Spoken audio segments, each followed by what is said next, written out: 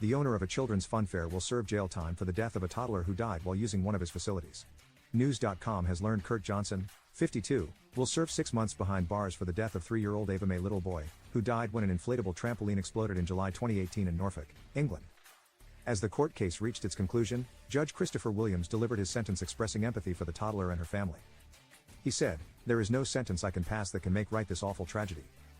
Furthermore, he dubbed Johnson willfully blind to the risk and declared that the homicidal inflatable should not have been in use, per the Mirror.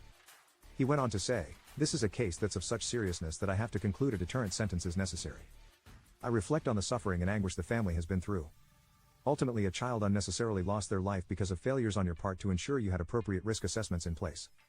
In addition to his sentence, Johnson and his company were fined the equivalent of $390,000, which was awarded to the district's health and safety executive. Johnson has also been banned from directing any company for the next 5 years. The fatal mishap occurred on a beach in Norfolk in the UK in 2018 when the pump-inflated trampoline exploded with such force that it propelled little Ava-May high into the air. "There was a really loud bang," said the child's aunt, Abby. "It was as if someone had set off a cannon. The loudest sound I have ever heard.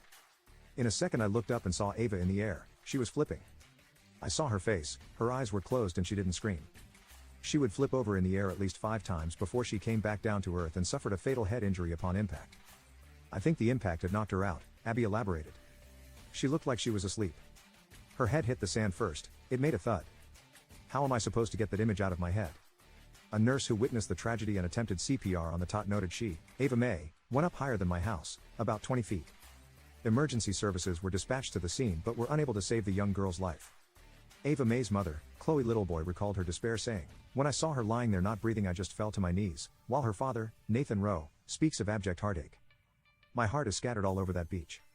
I will never go back there as long as I live," he says.